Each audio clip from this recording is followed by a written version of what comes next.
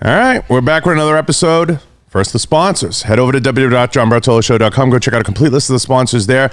I want to thank Gala Technologies, Rhino Metals, Blackwater Ammunition. Shout out to BLK Water, too. Go check those guys out. Pulsar Thermal Imaging Technology, Right On Optics, Volquartsen Firearms, Inforce Weapon Lights, Sig Sauer. Go buy a Sig. And am I missing anyone? I missed some people. I feel like I missed some people. All the sponsors down below. Go click some of the links. Go support the show by supporting the sponsors, guys. It's tremendously important. Please. I got a special guest today. I know it's a lot of episodes coming at you guys. It's been a while, but this is the one. This is the one. We finally have her. The author of Epicenter Nurse. We have the one and only Nurse Erin. What's going on? What's going on, John? Thank you so much for having me here. Thank you for finally making it. It was like a mission getting together, but we did it. Yes, we did. We're on the other side now. Yes, we are. I'm excited to have you. I want you to kind of get into this for the audience and everybody listening at zero. What led to the book and led to this place where you're at now? What got you here? Because there's a backstory to this, obviously, but there's also a lot of going ons, and we'll pick into it. But take me through kind of your journey as a nurse and what led to the book. I know it's a lot. How far back do you? Well, I mean, don't give me like the Goonies answer, like in kindergarten, but like, you became a nurse and your career progressed, but how did you get to this point? And you're a veteran too, if I'm correct. Yes. So get in, start there. Start with the veteran status. Okay. Well, I guess I've always kind of been a rebel per se. And so, the Army people come to your school and they talk about being able to travel the world and you get to, experience a lot of things. Be all you can be. Yeah. And my grandfather was a combat Navy vet, like a history of just loving our country. Like my whole family's like very patriotic. And so I'm like, I want to do that. So I had convinced my mom to co-sign for me when I was 17, and this was January of 2001. And so fast forward basic training, that's when September 11th happened. So I'm like, and you were like, I'm going over. Yeah. It was real bizarre. I remember we were out on the range and we were learning our M16s and looking around, all of a sudden all of our drill sergeants were like, their faces dropped and they're like, I'm like, well, something's up. And they ended up getting deployed. And they brought in Marine drill sergeants. So. I was in college when that happened. Yeah. And I remember I went back to my dorm and it was crazy. It was a crazy time. I think everybody was like, what's going to happen? Where's it going to go? I think it was the last time. It's funny you brought that part of the story up because I think that was the last time the country was truly patriotic. I feel like. I know. It's sad, and there's a lot of similarities between what happened then and also what's happening. But keep going. Right I don't want to now. interrupt you. Keep going. No, it's okay. But so I knew I was going to go to war, and I was just like 18. I grew up in Wisconsin, a really small town. Like, I think we literally have like 3 stoplights. So, I'm like, all right, well, let's go, and so I did. So we were one of the first in country. I went to Iraq and. I'm going to kind of compare and contrast, but a lot of the things that we were doing over there was not necessarily what the news was portraying to the people. Sure. So that's when I first started kind of connecting the dots with that. Like, that's actually not true, but I was just a little minion specialist at the time, so I didn't really have a lot of say.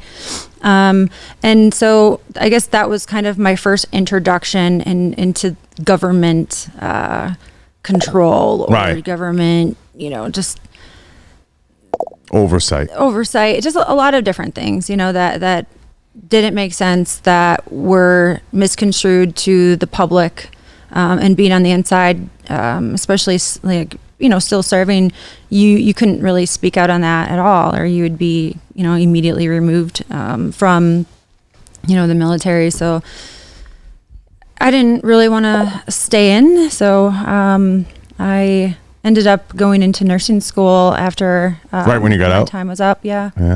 And so originally that's what I wanted to do, and my recruiter convinced me that we scored fairly high in my ASVAB, so I was able to pick any job. I'm like, oh, just pick the coolest one. So I was served in the Special Operations Command. So I don't know. It was an experience, but also I think it is part of the reason that, I am here now doing what I'm doing. You got to see kind of the seen and unseen. Yeah, and I grew up real quickly. At a young age. At a young age. Yeah. So, and being in combat. Yeah. Which doesn't make it easier. Yeah. So I sometimes I say a lot of the people that are speaking up and doing the things, we're kind of born to do it. It was just kind of our path that we're supposed to follow. Now, you become a nurse. That's where we are. And you start working just like an everyday regular person, right? Yeah. At what point does the switch go off during all this? And are you like, not that there's a book here, but something's off? When do the wheels start spinning? Yeah. I mean, even as a young nurse, I kind of already saw that, we're really just like over treating our patients. They're not really treating the root cause. Right. So I always had my eye on that, and it never made any sense to me. I was passing out medications, 12 in the morning, 12 in the afternoon. I mean, treating the symptoms. Yeah, it was just so much. And so I've always been a patient advocate. That's what we're here to do. That's what nurses do. And so fast forward to, early 2020 when they were locking everybody down, March. Of course, they did the same with the hospitals, started rearranging things. We got a tent outside of our ER. Did you agree with it at first? I didn't know. I didn't know what was going on, and nobody did really. Yeah. So if anyone says that they did. Well, yeah, I didn't. That's why I'm saying you're the genius here. I'm trying to just breathe. No, I didn't. And a lot of us didn't until, it was the waves, right? They locked everyone down, and Florida didn't see that wave. And then they kept, moving the goalpost. Okay, another The pitch week, was 2 weeks. That was the big sale. Yeah. It was 2 weeks. And then 2 weeks turned into forever. But during the journey, at some point, the light bulb goes off. Yeah. And you're like, this isn't right. Something's not kosher. Yeah. Well, they were laying off everyone at my hospital in Florida, or furloughing us. And I stayed, and I'm like, then they were needing travel nurses in New York, right? All of our eyes were on New York. Like, what is going on? There's people videoing freezer trucks with bodies stacking up. And that was actually true, but they weren't dying necessarily from COVID, and that's what I figured out, when I got there. So I volunteered to go, and my hospital gave me the blessing. It's good luck. We don't want to do that, So it was just it's not everybody's thing, Yeah. But I was like, well, they're calling it a war zone, frontline. Yeah. You're in the middle of it. It's where you want to be. I'm like, well, I've been to war, so they didn't kill me then. They won't kill me Might as well now. try it again. But I did get accepted to go with a travel agency, and they're like, you know what, get on a plane within 2 days, pack your stuff, and we'll see you there. Wild. We'll get to work. So I did, and then got there. It was screeching halt. Didn't do anything for 3 days. Started talking to other nurses that were there. There's at least 1,000 nurses in all the hotels in Times Square, and they had been sitting around for 21 days. I'm like, what is going on? You guys we should be utilized. We're shopping at Target, Walgreens, and meanwhile the rest of the country and the world is locked down in their homes, not able to work, not able to support themselves. Meanwhile, our contracts were $10,000 a week for nurses. Some were getting with a higher degree, 15 grand a week. Doctors were getting up to 60 grand a week. So, and this was all funded through FEMA. So, it was incentive for people to kind of just go with it because they didn't want to lose that paycheck. Yeah. That's crazy. Yeah. That's crazy. Yeah. You want to say something? Say it. No, it's just so were you guys getting paid from the day you got there? Yeah. That's what. Whoa. That's why I'm like, I don't even care if you guys want to send me in and I'll empty garbages. I was gonna say, what was with the boat? Oh yeah. Tell me about the boat. We'll get there. But, No, keep going. Just keep telling your story. You're shopping at Target. That's the day. Yeah. No. But I mean, that's when I'm like, you know what? Something's off. Yeah. So it was a lottery. I ended up getting picked for Elmhurst, which just happened to be the epicenter of the epicenter. I'm like, of course, September 11th happens when I'm in basic. Then I get picked for like the You're in the hardest mix. hit hospital. You're in the I'm mix. like, all right, well, let's go. But I got there, and the first day I was on the floor, it was like pretty obvious why patients were dying, and it was just pretty much everyone kind of just gave up on them. I like to call it like the perfect storm. So, a patient would go to the emergency room. They're scared, right? They kicked all the family members out, which should never ever have happened, and I don't think it should ever happen again. It's still happening to this day. And then there was financial incentive to admit them into the hospital. So that every patient was worth $13,000 to admit, regardless if they had COVID. So they may have had COVID, or they may have had a cough, right? Or a sniffle. Oh, we're going to get to that. It Yeah. could be COVID. I have chlamydia. It's COVID. Yeah, It's like it could be. they're just making shit up. Yes. So they were just stockpiling, like just, stuffing them into these patient rooms. And then they had like the rapid tests at that time. Not that, now we know the tests were complete BS, but they had the tests, the rapid ones. They didn't want to use them. They were too expensive. So they used the long ones that they would send out. So it was like 5 to 10 day turnaround. By that time, the patient was already stuck on a ventilator, which was another $39,000 paycheck. So, money is the root of all evil. And that's kind of what happened with that. And like all the nurses and doctors, not to say that like there was very good nurses and doctors. Sure. No, the quality is, but money, is a big incentive. I tell everyone, Erin, follow the money all the time. Yeah. You'll find it. Yes. Now, all why this is going on, and you have the COVID train, I like to call it, right? Passing through. And obviously you're in Elmhurst, you're in the epicenter, you're in the middle of it all. And are you at times just looking around saying like, what is going on? And piecing, are you feeling like you're the only one, or are people openly engaged? Like, are you guys talking about it as nurses or as doctors, as professionals, and no one just wants to speak up? And it's just, I want to pocket the money and I want the $10,000 a week to go away? Or is it, when does like it start creeping in that you're being used as a media puppet? Because that's what I think was going on ultimately. No, it was. It very much was. Especially at the heroes and clapping the parades. Like I knew on my first day, because like, first day. I did. I mean, they had the IV poles outside of the patient rooms. Like imagine like being in the hospital in that situation. Nobody wants to come by you, so you're stuck in a room. You're already scared. You have no family. They have the IV poles stretched out, so they don't even have to go in your room. And then, it was just like banning. They banned the hydroxychloroquine. So they were, and they wouldn't even give anything, except for, it was like paralytics, sedatives, until they went into multi-system organ failure and died. Like there was no protocol, ventilators, but why? There was a financial incentive to put them on. So it made sense to me, why these patients were dying at that point, and this was, everyone knew, it was quite obvious. Now, what I don't understand, I want to stop you there for a second. The protocols and everything to treat symptoms and things that are in place, which you said is always and always has been the earmark of the medical profession, and dispensing of medications has always been curing symptoms, not necessarily curing, because your lifestyle cures the problem a lot of times, whether it's your heart, your functions. Why the reluctance to embrace hydroxychloroquine as a treatment? I never understood the reason for that. I know that it was discussed that it was a malaria drug. And we'll get to ivermectin, but I don't understand why the reluctance that it couldn't be a treatment, because it didn't fit the narrative as the sole answer, or was there something going on that maybe we all didn't see? Well, we were using it out of my ER in Florida, the beginning, successfully. I know.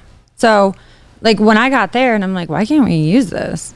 Like, what? It's banned for what? Like, since when do patients not have a right to try? And what I don't understand is the legality of, if I'm a patient, like, and we can get to like the Joe Rogan situation, advising Dana and that.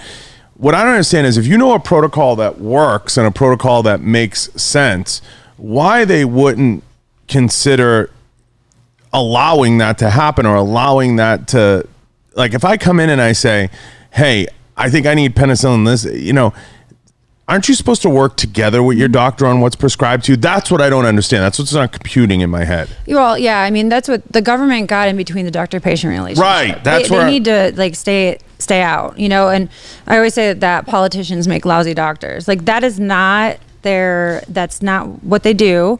They shouldn't get involved in something that they have no clue of what they're understanding. But banning like the hydroxychloroquine, that was a political move.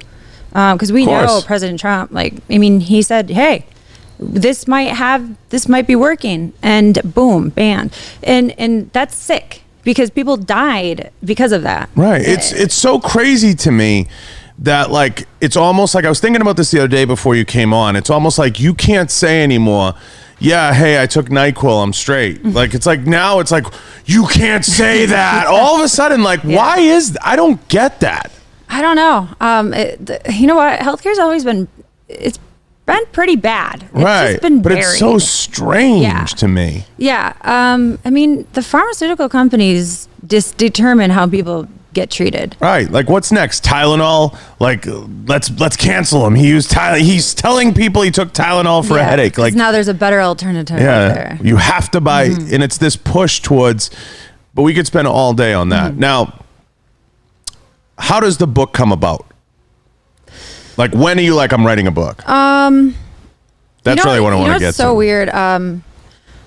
So when I got back that first day, I actually like broke down. Like, I remember I was on my hands and knees, like because I don't want to be a part of that. Like, I didn't. A lot of us didn't go into nursing to become, a little pawn in the system and like watch people die. Well, at that point, it's a hospice. Yeah. I mean, it was it's nothing short of a genocide that was happening behind locked doors. No one was allowed in. And then we were on gag orders, getting paid a lot of money. So I ended up calling a lot of my nursing friends and had a Zoom call and just laid it all out. And one of them, went public with my story, kind of acting as like my proxy, without kind of giving my name up. Right. And that went viral. And she started getting death threats. And she started, it was bad for her. So that's when I decided that I was going to contact an attorney that I knew there. And I'm like, listen, this is what's happening. No one's going to believe me because they don't believe her. And that's when they delivered some spyglasses for me to just start recording it. So now you're undercover. But even then, though, because when I was sitting around for the 3 days, I was like, I'm just going to write my book because I'm a pretty good writer. Like I you wrote a fucking book. I bet you're a pretty good writer. But I'm like, I've always wanted to write my life story because it's crazy. Like people would never guess that you were in the wrong place at the right time, maybe. Yeah, or maybe it was the right place at the right time. The right place, the wrong. I don't know. Right. It's some combination of that. I was probably at the wrong place at the wrong time for anybody that didn't want that exposed. Right, but you seem to like it. You like being in the middle. I feel like you belong in a James Bond. Yeah, I mean, I do situation. Tend to run towards firefights. I don't think you run. I think you walk in. Yeah, maybe stroll. I think you stroll in and you just gallop. Yeah, I just see in your mannerisms. I think you stroll in and you're like, let me check this. Like you're definitely a plant. Oh yeah, you're definitely a fucking plant. Yeah, for the good of the people. For the good, yeah. No. It's yeah. Not everybody has that skill either. Like they just end up in the room. I didn't plan on, I never planned on, that was a lot of the people that were angry about what I did. I didn't plan on that. I was actually wanting to go there and help people. Right. But I'm I don't have any way to help anybody and no one's listening. Nobody cares. So I'm just going to be here, try to save the patients that I can and give them a fighting chance. And in the meantime, I'm just going to document everything that's happening for history, because it may not get told right now and they may not be held accountable right now, but I do think that they will, someday. I think a little deeper than that and maybe a little more macro. I think we're bound to fail. I think this country, the world, we're bound to fail. I'm just praying it doesn't happen in my lifetime. So the reason for that, we have a self-destructive nature. When you look at everybody that owns everything that matters, it's like 3 foundations, one of which being Bill and Melinda Gates, one of which being the Clinton Foundation, and then mix in anybody else you want, Red Rock, any of the big players. And they control everything. And there's this massive move the last 18 months to control the narrative. And if we didn't have Fox News, which is okay at doing what it does, at least giving a counterpoint, right? I think that's fair. I mean, I look around, Erin, and I see where people are getting their information from. I don't know who's tuning in at this point to CNN, MSNBC. Like, who's watching that? Who is watching those? Like, who watch? I could put a picture of Rachel Maddow on the screen right now. Who is watching her? I don't know. And people are absorbing the information, and they're all. What people don't realize is news anchors are actors. That's all they are. They're actors. They're reading off a teleprompter that's fed to them via the news wires. I know that. Everybody knows that. You're not getting the candid information. You're not even getting their opinion because they don't want their opinion. Chris Cuomo was a disaster before he got to CNN. Yeah. Don Lemon is a disaster while at CNN.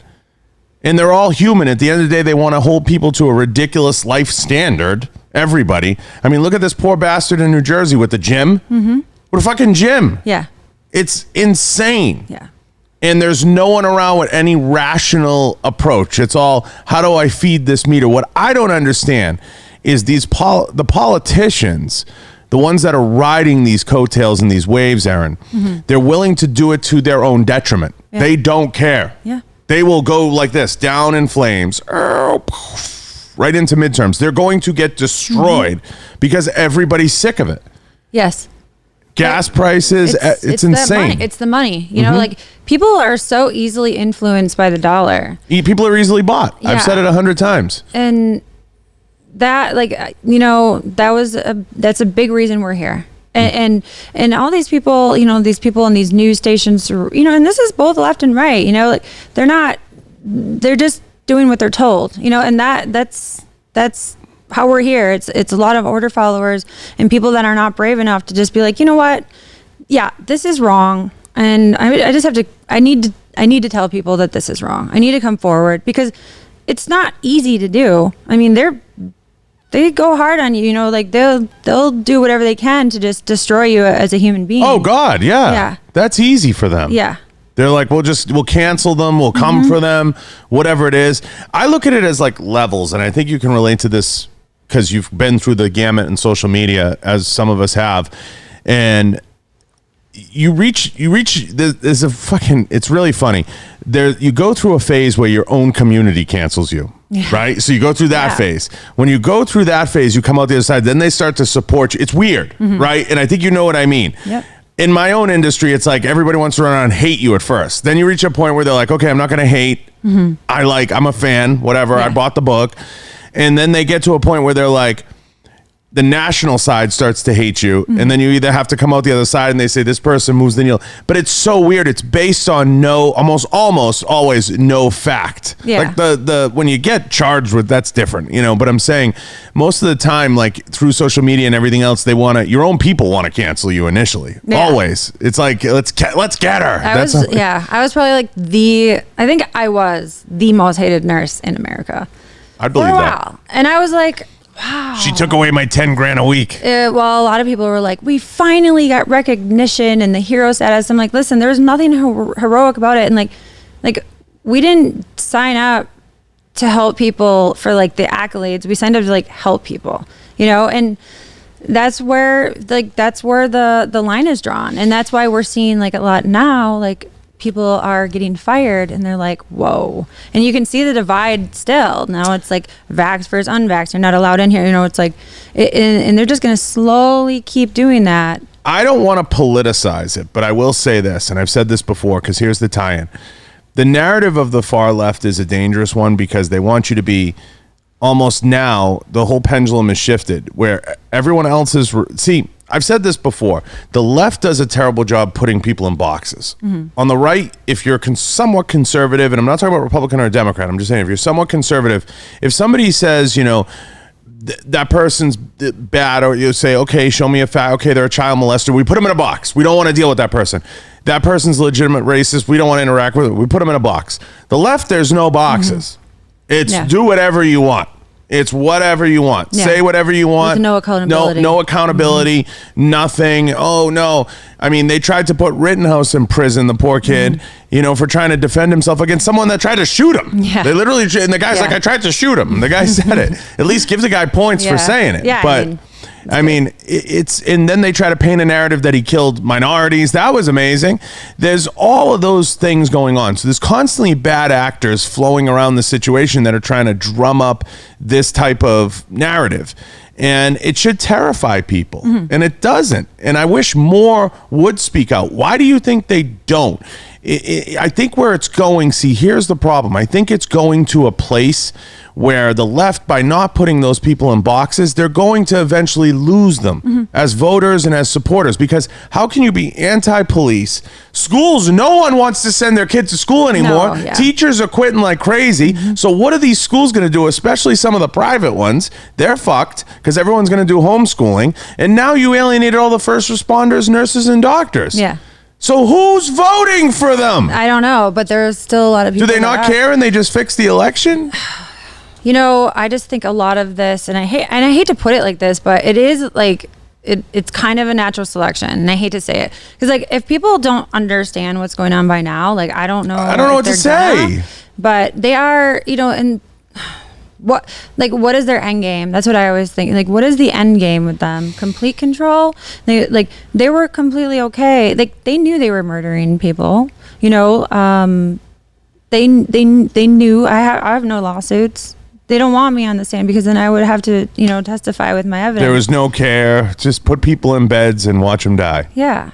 And if you want to get back to the comfort chip, so, remember, like Cuomo was like, we need that. We're overwhelmed. President Trump sent it. Here you go. We were ordered to stand down. We couldn't send anyone there. We had to put them in the hospitals because it was a turnkey style operation, money. So, I think that ship maybe saw like 750 people, like because that was supposed to be for people that didn't have COVID. And the same with the Javits Center. They had the resources, but they chose not to use them, and they did it with like the governor's orders. Like Cuomo was out on the sexual harassment charges. For them, it's like, well, we'll take that over the murder. It doesn't surprise me with him. It doesn't surprise me. They thought he was going to be running for president at some point. What? Go ahead. I know you're dying to say something. No, I was just thinking, that one. Yeah, he's a dirtbag. Sexual harassment charges versus murder charges. He's a dirtbag. He was like, I'm Italian, but I'm Italian. Yeah. He said that once. He was like, I'm Italian. How dare he I know. put a bad name on Italian?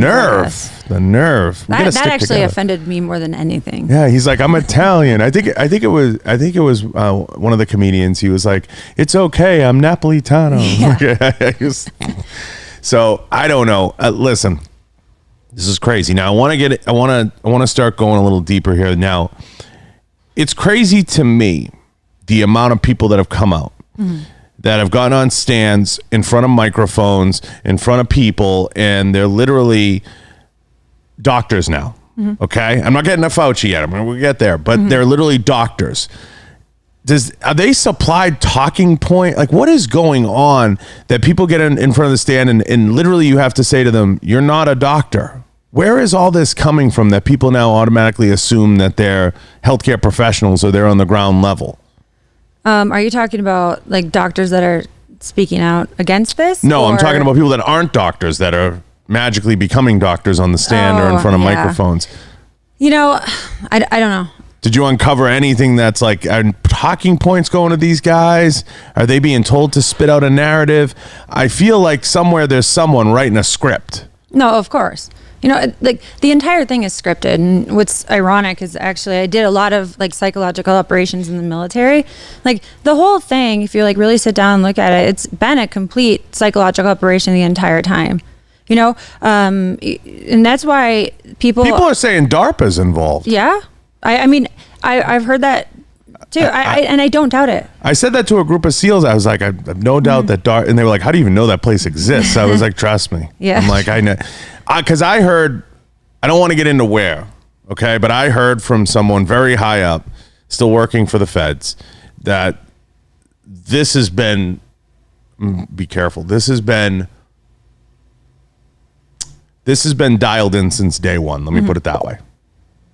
And if that's the case, somebody somewhere is gonna talk, Erin, right?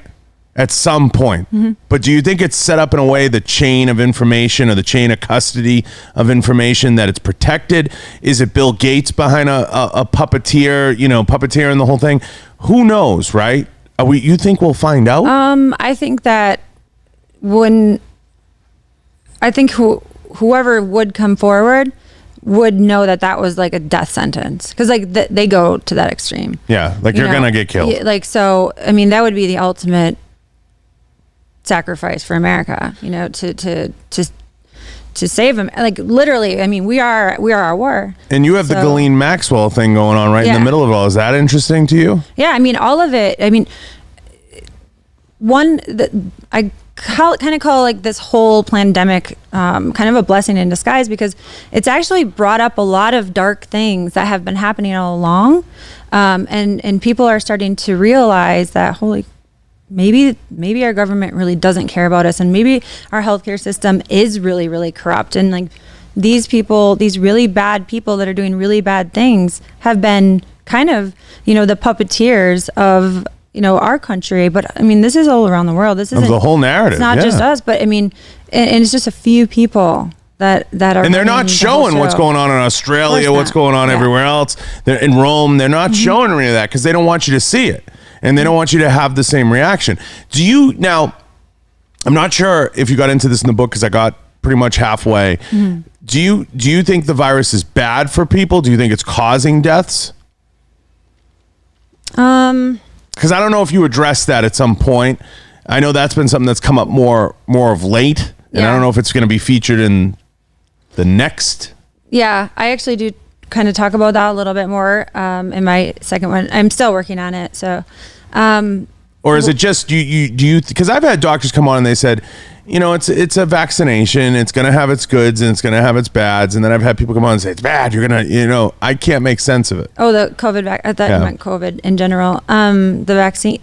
No, I mean, I think it's awful. I don't think it's necessary. Sure. We have treatments that work. We have preventative care that works. But you don't think there's a secret serum in there that makes you drop dead, do you? I don't think we know. Yeah. I know that, like, even very close friends of mine that have, taken it have had adverse effects and events happen, and especially with their heart.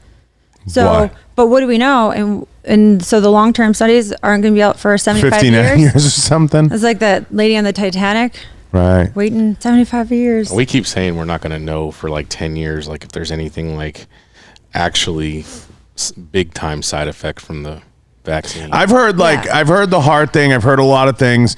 Dana said he got cramping in the legs. A lot of people have come out and said different things. I think I've felt like cramps from it. I mean, I think so. But I got it, and I told people, I said, I got it because my doctor was like, you're healthy. He was very rational about it. He was like, you're in good shape.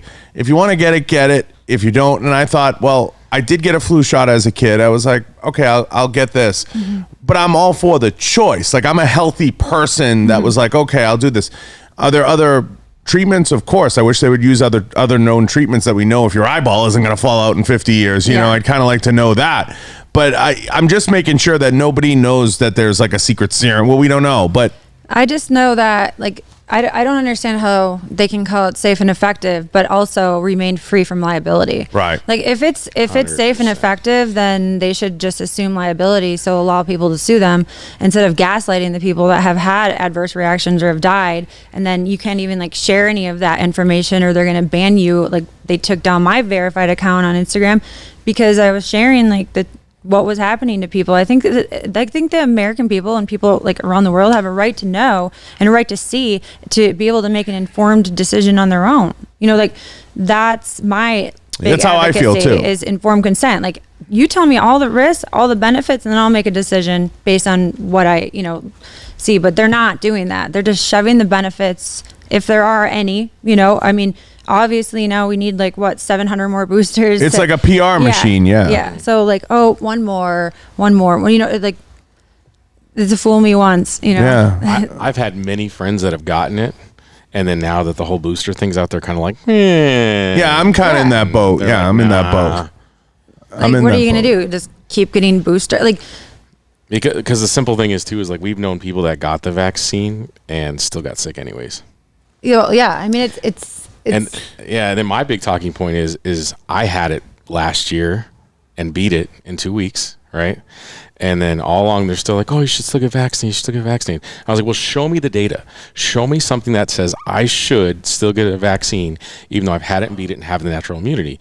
And nobody's been able to really give you anything. They just say, oh, you just should, right? Is what the CDC website pretty much says, without giving you any data. Well, the other day, some studies finally came out, and they're saying that now natural immunity is 27% better than getting a vaccine. we knew that though. That's not like we knew yeah. that, but now it's verified. Yeah. Because I got scolded at a dinner table with some family a couple weeks ago over Thanksgiving weekend because I hadn't gotten a vaccine, even though we had it and beat it. And You're a grown ass man. You got scalded. I did get scalded. My uncle sat there and looked at me, and he was like, "Oh, so you don't trust the science? Okay, good. Yeah, good." But I Like what science? You, what science? who were you at Thanksgiving with, Fauci? Jesus. It's a tough crowd right there. I know. Man. I don't think I'd be welcome. I want to get to Fauci too, because there's so much I want to get to you. But Fauci, now he comes on the scene. Is this guy fucking crazy? Yeah. Actually, he's probably. He enjoys it. I think he's worse than. I think he may be the global Dr. Evil, legitimately. And I don't know How does he keep he's still the around. job? And like that's what I don't understand. How do they keep him? Because you have to. If you just looked at his job, Yeah. he's totally failed then. Yeah. But the narrative is he's winning. I mean, he did very similar things during the AIDS pandemic. So He's a Holy Cross guy, right? Yeah. He went to Holy Cross. yeah. So Insane. Look what I just put on the screen. yeah, that's it. Yeah, That's him. that is it. Don't you? We'll get copyrighted. Don't show it. But he comes on the scene, and every step of the way is contradictory statements. Why doesn't the medical community eat him alive? That's what I don't understand. There's a lot of doctors and nurses and scientists and like immunologists. Like we all come forward, but we're censored. We don't have a voice, and that's purposely done because they just want to keep feeding whoever's gonna eat this up. But that's why I was like, what's the end game? Like they're allowing people like him. They blacklisted me from nursing just for sharing what was really going on. They don't want anyone. Oh, I go through that in my business. Yeah, Everything yeah. I say on this show is authentic and happens, and I have organizations calling me saying that, and I'm like, what do you want to do? Like, Yeah. what are you trying to do? Yeah. Just keep everything under wraps and never talk about it. And if you don't have dialogue, you don't move forward, and that's part of the problem. That's part of the problem in government as a whole right now. Yes. And that's part of the problem we're facing. I think it was Tulsi Gabbard said, like, when I got to Congress, it was like being in high school. They were like, come over here, you can't go over there. There's no reaching across aisles. I think a lot of it will go away because ultimately what I think the problem is, Erin, is I've said it for a long time. I think you have one of the worst generations ever in the history of mankind in charge. You have the baby boomer generation. They've never fought in a war. They've never done a meaningful fucking thing in their life. They got put in charge of every company, every organization. They will not let go of power. They've been the longest run of candidates in the presidency for the longest time. Most of these are the sons, daughters of World War II veterans and people that came home, the greatest generation, and they had the largest transfer of wealth from that generation to theirs, and they've done nothing. They've done absolutely nothing. They've run the country into the ground. All they want is power. It's all about power and influence, and it's a toxic drug, and they're all addicted to it. Yeah. And that's what it boils down to. And they're not good at like just speaking their own mind because they've never done anything. And I hate to say it like that, but They were a coddled generation, and in my opinion, they're the root of the problem. And until, like, what I'm saying, like all these, I go into a lot of meetings with brands and companies in the firearms business. Anybody over 60, you can't even have a conversation with them. They will not change. They will not listen. They will do nothing away from the norm that protects their bubble. Because the risk, they don't want to risk anything. But the world is changing so fast. That's one of the reasons on the right we fail at the social media game. We failed for a long time. And we still make the same mistakes. A lot of people are like, John, why don't you do Parler and Rumble? I'm like, have you gone on there? They want you to follow the 6 anchors at Fox News, and that's it. Yeah. And that's pretty much how those platforms are built. So we're our own worst enemy in so many ways. And we do it to ourselves. But we ended up in this place, and now we're here. And I think the only way out is through midterm elections to put some stop to it. Do you think we'll ever be in a post-pandemic United States where it'll be normal again? I think that we just need, I think a good analogy for that is like the bull in the china shop. We need a lot of like bulls to run for office and just get rid of all of that garbage. Clean inside. house. And that's like left and right, and like ultimately we got to this place. Like I think COVID was strategically placed. Of course. Do think that, and it had, it was setting everything up for stealing the election, because I do believe that the election was stolen.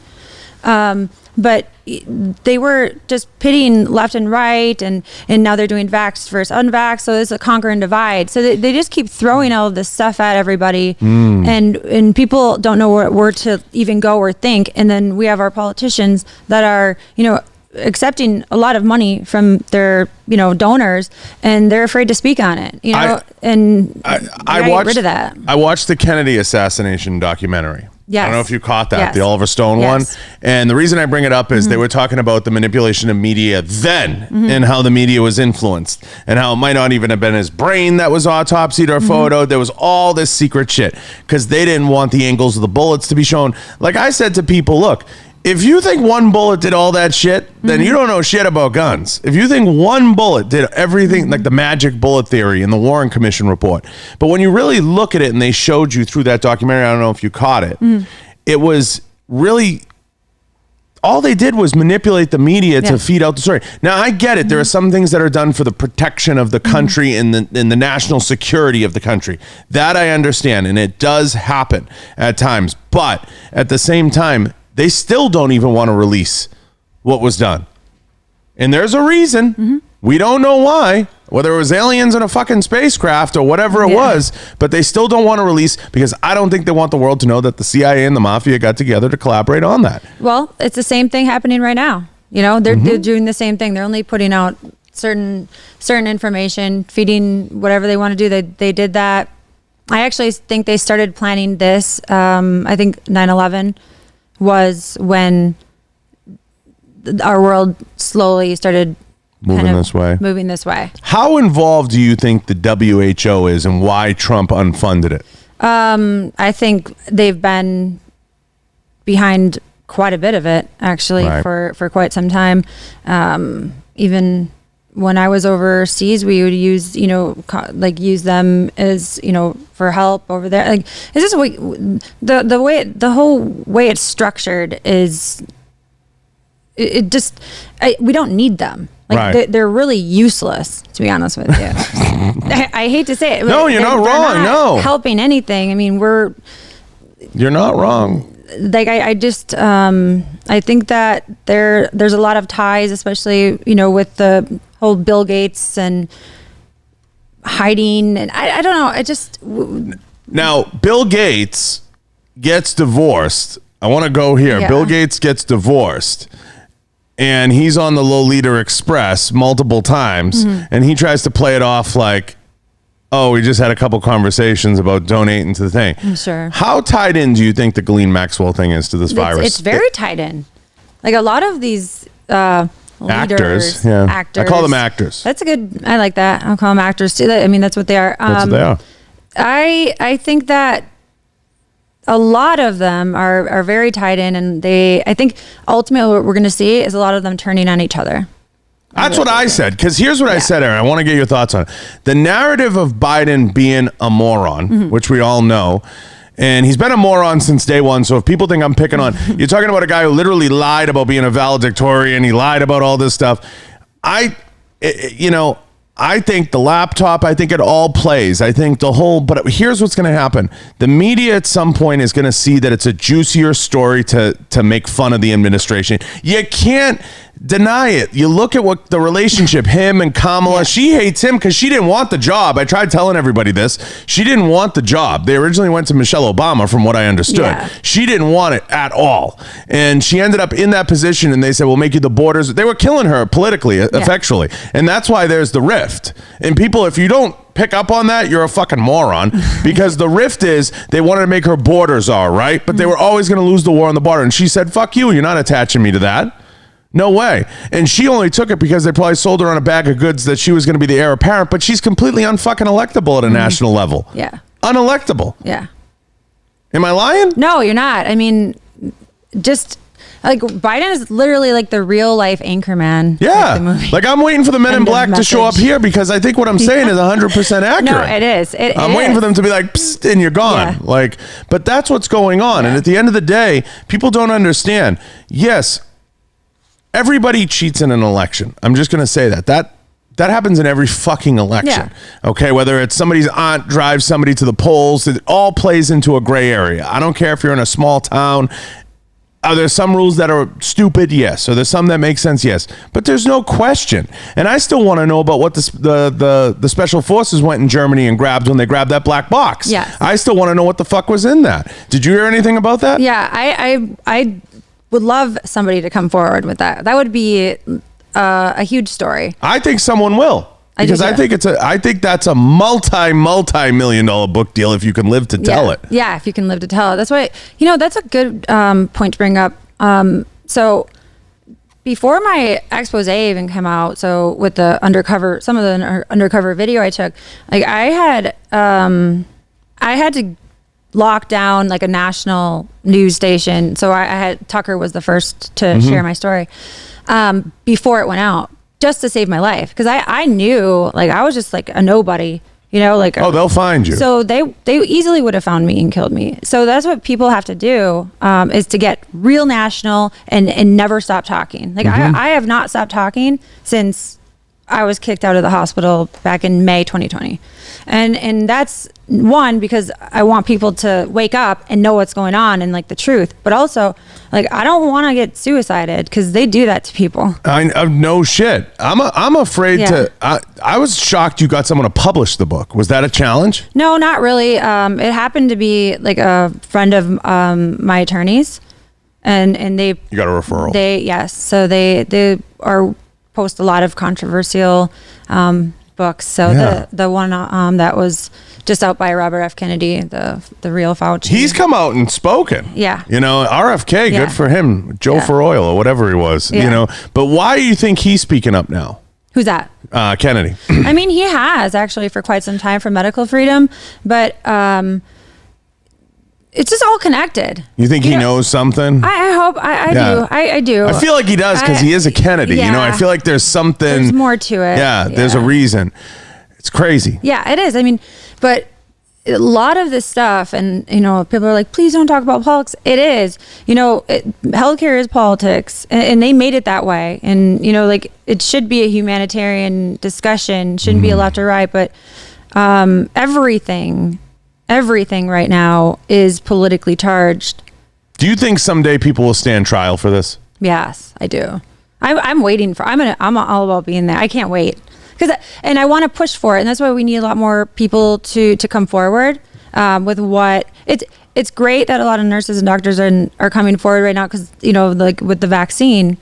But I really want them to come forward with like what actually happened. I think I think a lot of the Ghislaine Maxwell stuff will come out. I think it's too juicy not to leak. It's way too juicy. Yeah. Some of it's going to come out, and you're going to start to hear about some of the stuff. And all you have to hear is one or two good stories about somebody somewhat relevant, and you're going to assume everybody involved was involved in that in some way, shape, or form. Now, with that being said, I think it all plays. I think this has been simulated for a while. I don't think that's a foregone conclusion to say that there were simulations. I think they simulate a lot of things. I think this was definitely simulated, but I also think it's going to run its course at the detriment of the people doing it. Like, it's kind of like, let's kill the first wave. Like, we're going to lose 1,000 sons over this, because I just don't see how people like Gates come out of this and they're honky. I just don't see it. They're going to eat him alive. You're right. Because they're going to lose midterms. And what's going to happen is publishing law is going to come into social media. It has to. Some level of protections are going to come into social media because they're tied to Zuckerberg. And people don't realize, I've said this before, Erin, Zuckerberg and Jack at Twitter, they're anarchists. They're not, they're anarchists in the purest form. Jack lives in like Costa Rica. He don't give a fuck. Yeah. He doesn't give a fuck. He's like he basically owns an online gambling website, essentially. Like, he's offshore. He could care less. He literally, his whole platform is built on the mutual destruction of the world. Yes. I mean, that's really what it's built on. So people have to understand that is Tower of Babel. It's whatever wants to come out of your mouth. And at some point, I think publishing law is going to come in, and that's going to be the first step, in my opinion. And then I think the next step is going to be, like we said, weeding out some of these older players in Congress. And you're either going to get one of two things that can happen. You're going to get more progressive people that are going to double down on what's already happening, or you're going to get people that are going to kind of understand, okay, the line has to be drawn here. Because people are going to start, when you scare people, see, the mistake they're making is they're trying to float a narrative of anti-military, anti-police, anti-law and order, and they're also trying to float a narrative of, we're going to take your guns and lock you up. It's not going to work. It's a recipe for disaster. I think we started seeing that, like, the targeting on 1/6, right? They made it pretty clear, calling everyday people insurrectionists. But specifically right now, well, over the past year at least, they're definitely going after. They're going after the January 6 people, Erin, but they're not going after the people robbing Louis Vuitton. Right, exactly. But they're specifically targeting veterans. So they want to target people that have been trained by the government, right? They don't want those people against them because we know their playbook. And they're heavily targeting, like, the majority of the 1/6 political prisoners right now are veterans that have served. You hear about all the people dying because of the 1/6 thing? Like, people, like one of the guys inside, that was the 4 police officers, like the random suicides. Yeah.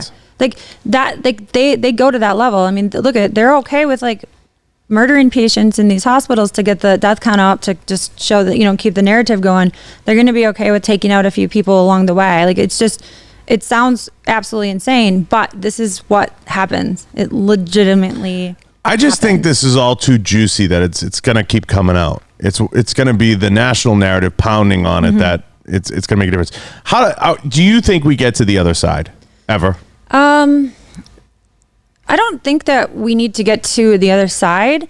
I think that we need to find our people. And I think that I've met a lot of people along the way that I didn't know before, like you. Like, I know that, if I needed a place to, you want to hang out in here, you want to hang out in the bunker. I'm coming. Yeah, you want to hang out in the bunker. But I'm just saying, we need to just kind of create our own. We're terrible at media. A parallel universe, fine. I don't want to be a part of the healthcare system, so I partner with a couple doctors and we're starting our own. That's what we got to do. That's it. And that's what everyone can do. Like, find what you're good at, and then surround yourself with like-minded people. Get your team together, and we'll do it on our own. We don't need them, and I think there's enough people to do that, right, and put them out of business. The right, just anybody with conservative values that understand or stands on that same side of the mountain needs to understand, though, we're bad at media, even when we start our own platforms. You have to give some of these voices a chance to rise up and talk, and there's too much suppression of too many voices coming up. Like, take your voice. I think you speak as good on it as any national spokesperson, and I think you should be able to get that out there and get that message out there. The problem is, our side of the house all says, let's go over to Rumble, right? Or let's go to Parler. And you go there, and I'm sorry, I don't want to have the same five people I have on Twitter that I have on Instagram. And I said that to Don, actually, when he said, why didn't you look at Rumble? I said, it's the same 7 people. I watch Tucker at night. Great. I don't need to see him no offense. I like the guy. I'm like, I don't need to see him 5 times a day. Yeah. And I think we get the narratives terribly wrong, and we're terrible at media. Like I can relate it to the gun industry. I hate when guys like Charlie Kirk go in and they'll start saying it's an Armalite rifle, it's not an assault rifle. And I'm like, you're not helping the gun narrative doing that. You're not helping the cause doing that. You're doing that to get a sensational video to put it up on Instagram. Not that Tucker, all those guys have done great work, but there's stuff they do that's just for sensational stuff, and it shows us as combative. At the end of the day, it's our constitutional right. Right. End of story. No more discussion. If they have an issue with it, I don't know. Take it to the. I want to do less sensational stuff and more sincere stuff. Yeah, I think that's exactly what everybody needs to do. Like instead of trying to argue with someone at the point of attack and get a cool video out of it, say, hey, does anyone want to sit down and I'll explain this to you? If you don't want to, I'll go. I think that we need to have more debates. Like, I would love podcasting's the last safe place. Yeah, but I mean, open to the other side. But the problem is, and I've tried this, is they don't want to talk. Yeah. They don't want to have the discussion. They can't. And there was one, we did have one debate. It was like a doctor and a scientist on their side. And then it was me and like Del Bigtree. We're both not doctors, and we killed it. Mm-hmm. They had to so that was the one and only debate that we've ever had a discussion. And it's like, there's a reason that they don't want to have a debate. They don't want They don't have an argument. No, Biden didn't even want to have a debate, and he want to run for president. He doesn't. I don't think he knows what's going on. Do you think he has cognitive problems? Yeah. I actually think I don't think that's a crazy question to ask. No, and I do. I've taken care of these patients. Like, of course, he fits it to a T, and I think it's abusive. Yeah. But this is how they roll. They're okay with doing like that. And even his wife, I'm like, if she's a doctor and it's very sad, actually. It's terrible. Yeah. It's terrible. And you can tell he's being puppeteered you can tell. Now, what's crazy to me too is all these people that are all involved with it, Jen Psaki, everybody all the way up. It's insane to me. You can be like, water, it's wet. And they're like, no, it's not. Yeah. And people still believe it. It's insane. Well, listen, how long have we been going? A while. I gotta get you out of here. I know you're a busy woman. I got time. You got time. Well, did I cover everything? I miss anything? I think so. I think we got most of it. If anyone has any questions or wants to get in touch, now we could spend hours on this. I think we covered a lot. Mm-hmm. Let everybody know, at least at this point, where they can find you, how they can reach you, and how they can get the book. And shout out anything you have to shout out. All right. So I have a few things going on. Yeah, no. Say what you can say, because I know a couple of them. I didn't know if you could talk about them. Yeah. So my main page, or just my social media is Erin_BSN2. But and there's like a link tree, or actually I got kicked out of Linktree, so I had to find something. You're just getting kicked out of everything. They banned the truth, Jesus. Yeah. But my website is nurseerin.org. Okay. But America's Clinic is what I was kind of talking about a little bit ago. And that's americasclinic.com. And we're going to be expanding throughout the United States and starting a parallel healthcare system where we don't ban people from having the right to try. Common sense medicine. Yeah. At cost. Will you promise to come back? Yeah, of course. Anytime. See, you heard it here. Yep. You like it in here. This is the bunker. Yeah, no, I feel super safe, and we're ready to. We'll get you some keys. We'll get you in. We'll get you the secret password. All right. Listen, I really appreciate you coming out. Yeah, I appreciate you having me. Of course. And if you promise to come back and talk about all this, it'd be a lot of fun. I'd like that. I think that would be good. Listen, everybody, this is the one. Go buy her book. She may have another one coming. Yeah. I can say that? Can I say yeah, that's fine. I let the cat out. It's the sequel. You know when? You have a timeline, roughly? About June 20. All right, I'll shut up. 2022. I'll stop. Listen, everybody, there may be a part 2. It might be in June. I may not have said that. I may be exposing a few more people along the way. Dun, dun, dun. Yeah. You got to come back. You have to promise. Put me on the budget for the book sale. Like, get me in the rotation. I'll get the right people here to sign for it. Trust me. Yeah, I'm like, I'm not going away. So, you know, I'm not going they away. tried. They Going failed. anywhere. I'm here forever. I appreciate you coming out. It means the world. And listen, everybody, go support Erin. I know all the links are being shared in here. I appreciate that, Eric. Everybody share the links. Go check her stuff out. Go check her page out. She's phenomenal. I mean, everything she's saying makes sense. We talked for a bit before. I just dive into the book. There's a lot of interesting stuff in there. I'm going to finish it, and being perfectly honest, I got halfway through. Got plenty of notes, though, in the margin. It's really a great read. I want to thank all the sponsors, everybody who showed up in the reel. Appreciate the hell out of them. I want to thank a few. Gallo Technology, Rhino Metals, Volquartz Firearms, Pulsar Thermal Imaging Technology, Right-On Optics, Inforce Weapon Lights, and of course, Kenzie's Optics. Go check them out. Appreciate all the sponsors. Thank you to Sig Sauer and everybody that supports the show. The hats are not for sale. Maybe one day. We'll think about it if you guys are interested. Erin, thank you. Thank you. Thank you. We're out.